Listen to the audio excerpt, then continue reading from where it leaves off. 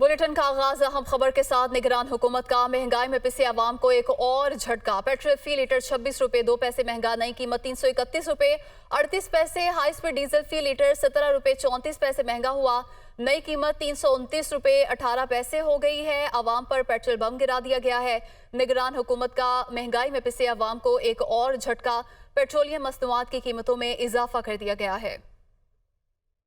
Petroleum मसनूआत की कीमतें बढ़ने का सिलसिला ना थम सका। महंगाई के सताए अवाम की परेशानियों में एक और इजाफा। पेट्रोल की कीमत में 26 रुपए 2 पैसे फी लीटर का बड़ा इजाफा, नई कीमत 331 रुपए 38 पैसे फी लीटर हो गई। हाई स्पीड डीजल भी 17 रुपए 34 पैसे इजाफे से नई कीमत 329 रुपए 18 पैसे फी लीटर हो गई। निगरान हुकूमत आने के बाद एक माह में पेट्रोल 58 रुपए 43 पैसे महंगा हुआ, जबकि डीजल के निर्ख 55 रुपए 78 पैसे बढ़ गए। पेट्रोलियम मसनूआत की कीमतों में इजाफे पर अवाम फट पड़े। रात गए इजाफे के ऐलान के बाद शहरियों का पारा हाई है। उनका कहना है कि हुक्मरानों को गरीब का कोई एहसास नहीं, 2 वक्त की रोटी का हसूल मुश्किल हो गया। पाकिस्तान इन्होंने गर्क कर दिया। सिर्फ पेट्रोल नहीं है, हर लिहाज से देखा जाए पाकिस्तान माइनस में जा रहा है। गरीब आवाम का कोई ख्याल नहीं है। ये नाइंसाफ़ी है।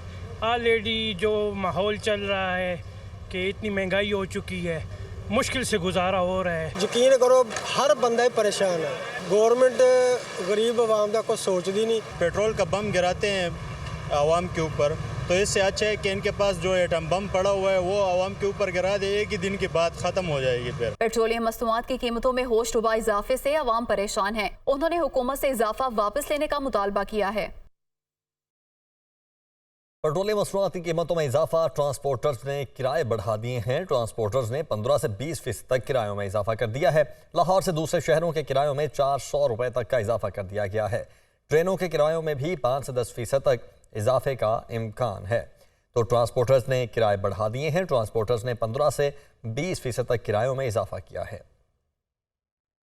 हमारे पाकिस्तान वेलकम बैक, साजिशियों गुड बाय, ऐसा कहना है मरियम नवाज का। मजीद कहा कि नवाज शरीफ वापस नहीं आ रहा, पाकिस्तान की खुशहाली का दौर वापस आ रहा है। पेशावर में नून लीग खैबर पख्तूनख्वा के अहदेदारों का इजलास हुआ है। इसी हवाले से तफसीलात जानेंगे। Deputy bureau chief Lahore Hasan Raza हमारे साथ मौजूद हैं। जी हसन रजा, बताइएगा इस इजलास के हवाले से। बिल्कुल, पाकिस्तान मुस्लिम लीग नून खैबर पख्तूनख्वा के अहदेदारों और कारकुनों का नवाज शरीफ की वापसी के ऐलान का भरपूर खैर मकदम किया गया और तारीखी इस्तकबाल के अज़्म का पुख्ता इजहार किया गया है।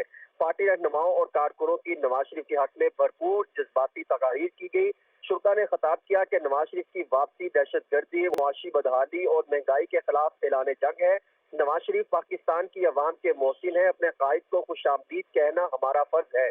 उन्होंने नवाज शरीफ ने बहादुरी साबित कदमी से सियासी इंतकाम का मुकाबला किया तो शुरा का अपने कायद को खराज तहसीन पेश किया गया। इस मौके पर उन्होंने खिताब करते हुए कहा, नवाज शरीफ ने अवाम को महंगाई से बचाया था, इस खिदमत की उन्हें सजा मिली। सियासी इंतकाम की आग का दरिया अबूर करके नवाज शरीफ अपने लोगों में वापिस आ रहे हैं। 2016 में अवाम से तरक्की महंगाई में कमी छीन ली गई। नवाज शरीफ के खिलाफ साजिश के नतीजे में अवाम को महंगाई मिली है। शुरा ने वाजे किया कि नवाज शरीफ के खिलाफ साजिश पाकिस्तान की तरक्की के खिलाफ साजिश थी और नवाज शरीफ की वापसी महंगाई में कमी, मुआशी तरक्की के सुनहरी दौर की दोबारा वापसी का आगाज बनेगी।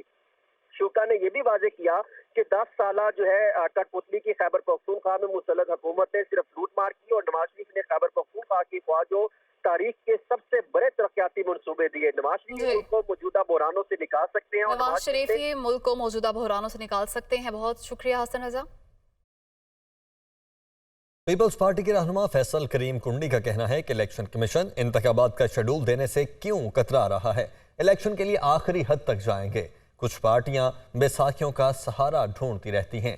नदीम अफजल चंद ने कहा कि सियासी जमातों का इदारे के पीछे छुपना अच्छी बात नहीं होती। वो लाहौर में प्रेस कॉन्फ्रेंस कर रहे थे। कुछ पार्टियों को हमेशा बैसाखियों की तलाश होती है कि हम बैसाखियों के जरिए इक़्तिदार पे आए।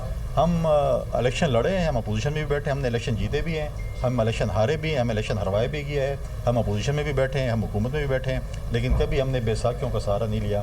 बैसाखियों की तलाश में हमेशा कुछ पार्टियां घूमती रहती हैं और कहते हैं कि हम किसके साथ क्या करें, किसके साथ क्या करें। लिहाजा हम कहते हैं कि इस मुल्क में फ्री एंड फेयर इलेक्शन होना चाहिए। आज भी हमारी डिमांड यही है कि इलेक्शन कमीशन इलेक्शन की तारीख देने में क्यों कतरा रही है। अगर कोई अपने वोट को इज्जत दो के नज़रिए से भागा है तो इसमें हमारा क्या कसूर है किसी का नज़रिया कभी वोट को इज्जत होता है तो कभी कोई और हो जाता है। इदारों के पीछे छुपना अच्छी बात नहीं होती सियासी जमातों की। हमें ना सैफ उर रहमान वाला एहतसाब मंजूर है, ना जावेद इकबाल वाला। बिजली चोरों के खिलाफ मुल्क के मुख्तलिफ शहरों में क्रैकडाउन जारी है। पुलिस की मुल्तान, कसूर, रोज शरीफ, गुजरांवाला, बहावलनगर, कुंदियां और नारोवाल में कार्रवाइयां। मुल्तान में 7 सितंबर से 15 सितंबर के दौरान 1887 बिजली चोरों के खिलाफ मुकदमा दर्ज। मजमूई तौर पर बिजली चोरों को 17 करोड़ 20 लाख रुपए के जुर्माने आयद कर दिए गए हैं। बहावलनगर में सबसे ज्यादा 24 बिजली चोर गिरफ्तार किए गए हैं। बहावलपुर में 17, डीजी खान और बिहाड़ी से 7 बिजली चोर गिरफ्तार किए गए हैं, जबकि 15 रोज में 624 बिजली चोरों के खिलाफ कसूर में मुकदमा दर्ज किए गए हैं और 97 अफराद को गिरफ्तार किया गया है। अदालत ने परवेज इलाही का 1 रोज़ा राहदारी रिमांड मंजूर कर लिया है। परवेज इलाही को ड्यूटी जज की अदालत में पेश किया गया। एंटी करप्शन हुकाम ने परवेज इलाही को अडयाला जेल से हिरासत में लिया था। परवेज इलाही के खिलाफ एंटी करप्शन में 4 मुकदमात दर्ज हैं, तो अदालत ने परवेज इलाही का 1 रोज़ा राहदारी रिमांड मंजूर कर लिया है। साइफर केस में चेयरमैन पीटीआई की दरखास्त से जमानत का नंबर लग गया है। डायरी नंबर लगने के बाद चेयरमैन पीटीआई की दरखास्त पीर के लिए मुकर्रर होने का इम्कान है। चेयरमैन पीटीआई ने इस्लामाबाद हाई कोर्ट में साइफर केस में दरखास्त से जमानत आज दायर की, तो चेयरमैन पीटीआई की दरखास्त से जमानत का नंबर लग चुका है। डायरी नंबर लगने के बाद चेयरमैन पीटीआई की दरखास्त पीर के लिए मुकर्रर होने का इम्कान है। नैब तरामीम केस पर सुप्रीम कोर्ट का फैसला। चेयरमैन नैब ने पीर को अहम इजलास तलब कर लिया है। चेयरमैन नैब पीर के रोज नैब हेडक्वार्टर्स में अहम इजलास की सदारत करेंगे। नैब ने additional prosecutor general Akbar Tarar को कायम मकाम प्रोसिक्यूटर जनरल तैनात कर दिया।